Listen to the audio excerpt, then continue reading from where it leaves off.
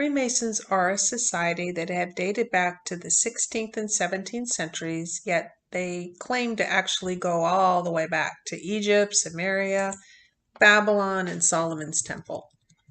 It's normally a matter of public information. The high-ranking Masons like George Washington just do a Google search. Many politicians are Masons.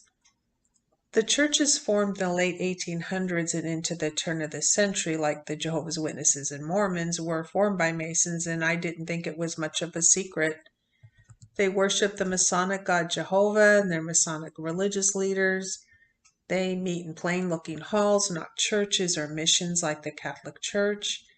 Now the Mormons have huge temples, and JWs want that too, forgoing the small Masonic halls to meet in. They want the huge assembly halls because they make more money that way. Jehovah's Witnesses have a publication called The Watchtower, and its founder, Charles Taze Russell, used the Knights Templar cross and crown image on the cover of the magazine because that was the order he belonged to. They refuse to change the name of the Watchtower. Interesting, because in the Golden Dawn, there is a ritual called opening by Watchtower. It's a preliminary ritual to purify space and call upon the guardians of the four quarters, which is the origin of casting the magic circle in Wicca. As part of the opening by Watchtower, the practitioner uses each elemental ceremonial weapon. For air, it's a dagger, fire is a wand, water is a cup, and earth is the pentacle, and they summon the angels of the quarters. The Watchtower organization did drop the cross and crown symbolism, but they never gave up the name, including other symbolism, like they use columns and pillars on their jw.org website, including the overt use of the color blue on JW Broadcasting, which links to the Blue Lodge degrees and the Rite of Blue Passage. In Freemasonry, the color blue is very important. It means peace and eternity. It has long been held to signify eternity and immortality, with the pale blue is especially associated with peace. Blue is a significant color because they start their journey in a symbolic lodge known as the Blue Lodge. The Blue Lodge is where the individuals receive their first 3 Masonry degrees. In that scenario, blue means special sacred wisdom or perfection. Other persons online confirm that Russell was a Knights Templar, and he admitted it in a sermon or speech he gave called Temple of God, where he talks about what degree members have reached and that it means they have greater knowledge. The Bible students deny he was a Mason, but you have to remember he was in financial ruin. No one could explain his ritualistic death on a train on Halloween. He was put in white robes, the same kind that Mormons use at death and burial. So was Charles Russell a disgraced Knights Templar? Is that the reason for the denial by certain groups that he was ever a Mason? You can't divulge the secrets of the order you're affiliated with. And yes, it does cost a lot of money to move up the ranks. The Freemasons are not free. It costs money. The point being, Freemasons hide the fact they are always a Freemason, whether they practice it or not. Whether they're part of a lodge or fraternity or not, they must keep the secrets or they can face consequences. To search online, Russell said the following, quote, "I am very glad to have this particular opportunity of saying a word about some of the things in which we agree with our Masonic friends, because we are speaking in a building dedicated to Masonry, and we also are Masons. I am a Freemason." End quote. That's from www.azquotes.com, and then you can search for his name. Why do you think the JWs refused to give up that date of the destruction of Jerusalem in 607 when it occurred in 587? Well, then it wouldn't add up to the Knights Templar numerology, would it? In JW Broadcasting, you can see the 4 pillars, with the 2 inner pillars of the blue screen indicating a passage and a governing body. Member Mark Sanderson is placed between the 2 pillars. These same pillars as in JW Broadcasting are commonly seen in Kingdom Halls 2. The pillars are from the Masonic lodges, and symbolism is Lucifer above the 2 pillars, since that is the god whom they worship. That's why they keep this a secret. Some people believe the actual imagery of Jesus Christ and his torture and death on a torture cross or stake is only a symbol. Jesus never existed, but the symbolism is there. A Freemason would rather be tortured until death before they would reveal the secrets of the order and the tenets in achieving the degrees in Masonry. In the Masonic orders or fraternities, the members of the JWs are mere sheep ready for slaughter on the altar of Jehovah, whether that's prohibiting certain medical procedures, forcing its membership to be sacrificed to the governments with untested medical injections, being guinea pigs for bloodless surgeries. They are the sheep inside the JW organization. Before Barbara Anderson became an ex-JW whistleblower, she and her husband left the Watchtower headquarters in Brooklyn because her husband was snubbed for one of the key positions as a helper to the governing body. Suddenly, Barbara said she was privy to a flood of what? Blue envelopes being sent to the Watchtower headquarters that tagged these envelopes as being about child molestation cases. Blue, first 3 levels of initiation to obtain the grade of 3rd degree Freemason. Interesting. The color blue, alleged pedophilia cover-up, yet she denies the founder of what would become the Jehovah's Witnesses, Charles Russell, was ever a Mason. She says he's not. It was never proven, and she doesn't care, and it doesn't matter. Interesting. Do not divulge the secrets of the original order of the Knights Templar who founded the Bible students, which became Jehovah's Witnesses. It's interesting the protection the Bible students are under to this day. John Cedars getting a guided tour with a Bible student in tow at the Warwick headquarters. I did a video on that.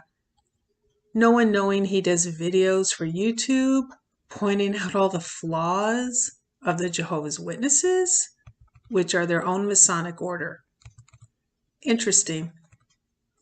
Cedars denies Russell was a Freemason to distance Lord Russell from the new JW organization, to separate him from the new church, stealing everything from the Bible students, buying them out, owning all the rights to the materials and writings and sermons.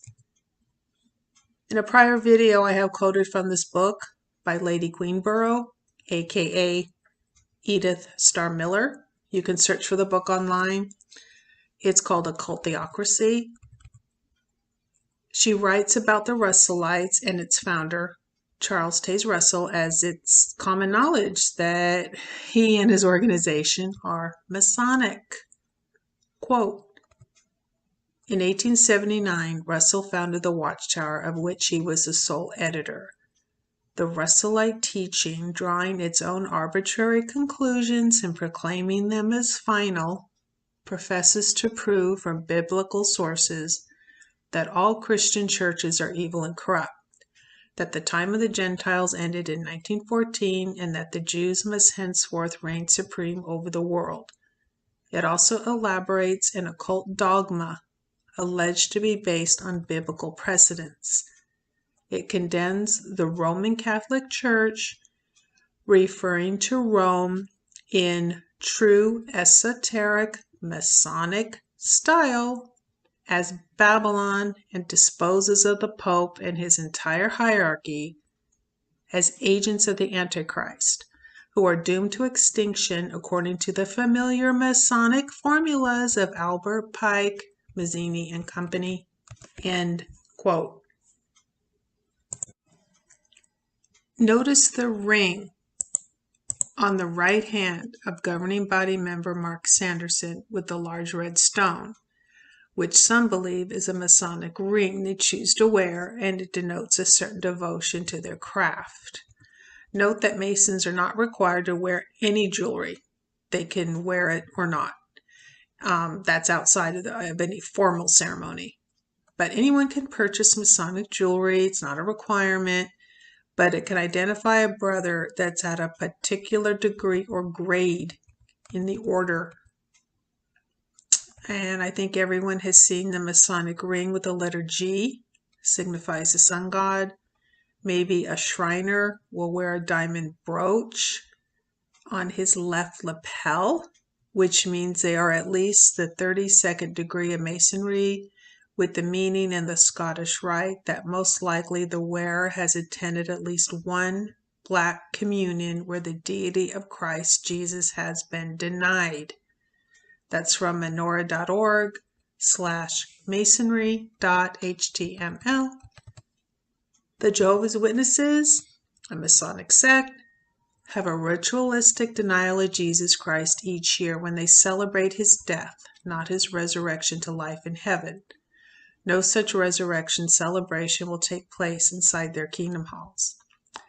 You might remember the Light Bearers District Convention, which was an obvious nod to Satan the devil because the JWs and Masons are Luciferian masquerading as Christian. They do not believe the devil is bad. He brought knowledge and new light to both Adam and Eve. He still shines a light into the darkness of the ignorant masses. JWs constantly have new light they bestow on their ignorant members who remain in darkness about the origins of their own church. According to the Masons, Satan as an enemy of God and his kingdom, as an evil power seeking to tempt, deceive, and destroy, does not exist. Mankind has merely supposed this. The usual Christian perception of Satan is merely a distortion of truth about Lucifer, the light bearer, who's actually good and the instrument of liberty, but generally misunderstood and maligned. I already did a video which included a Facebook screenshot of Dan Clark, who's a regular guest on the 6 screens of the Watchtower on Saturdays. He's an admitted Mason, yet reveals no secrets. He can't, or he'll face consequences. He posted this image on his public Facebook account confirming he is a 32nd degree Mason. These people are now whistleblowers against the Watchtower.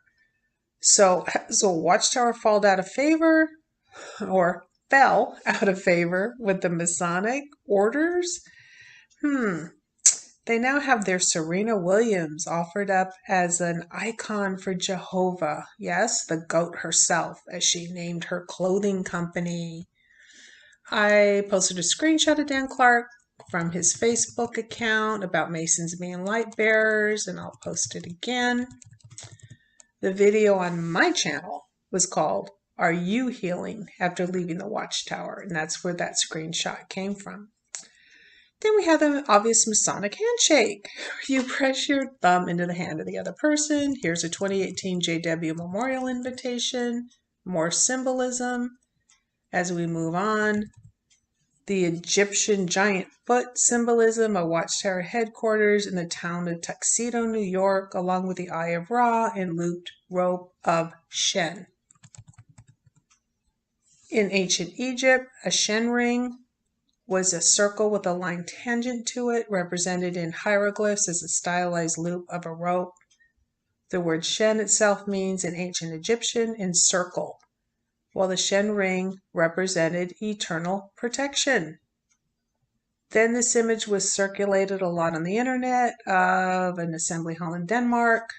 Doesn't leave much to the imagination. Some believe the pyramid and all-seeing eye are Masonic because their society dates back to ancient Egypt and Sumeria. And we see the triangle symbol as a Masonic symbol down to this day. Some say these symbols used by the Watchtower and other high-level governmental control groups could be considered Masonic. And now we have JW videos using more symbology, which could mean alleged pedophilia and MK Ultra mind control. Notice in the Caleb and Sophia video, the swirl symbol is often used to denote a person or website is sympathetic towards pedophiles. The butterfly symbol is someone groomed as an MK Ultra slave. This is from Caleb and Sophia video from jw.org, video lesson number 43, Does Jehovah Answer Prayers? Sophia has a swirl design on her backpack and uses a flower pen. Actually, it's a butterfly pen. Then a bully in school stomps on her pen and crushes it, which can indicate the crushing of her alter personality. She bows her head and cries, a breaking of her spirit, breaking of that butterfly to create another alter, a form of abuse that goes deeper than her test of being bullied at school. There's more butterfly symbology indicating an alleged MK Ultra mind control subject as her brother Caleb is trained to check on Sophia to secretly watch her programming break down, and she will create yet another alter, another personality. Notice the butterfly symbol is in view of the camera shot. It's on the wall of her bedroom. It can mean a metamorphosis into a new personality or persona, a new alter. Then the Watchtower switches this video to sex. Right after the swirl and butterfly symbols, the bullying, then we get an example of a woman wanting sex to procreate. She can't get pregnant. The example the Watchtower uses is about an adult woman who can't conceive a child. Hannah wanted a baby, and only Jehovah could grant her wish. It has nothing to do with a child being bullied. Right away, they teach a female that your role is to have sex and bear children, not that a schoolmate pushes you around at school. If you're an adult woman, someone bullies you because you can't conceive, that's an adult issue, not a child's. Already, they're planting in a little girl's mind about sex, childbearing, being a wife is their future. Hannah vows to sacrifice her son to Jehovah, who thirsts after children, wanting them dead on the altar of operating rooms by denying them life-saving blood transfusions. Another subliminal message to JW children about sacrifice, sex, and torture. The broken butterfly image equals bullying and having sex to bear a son to worship Jehovah.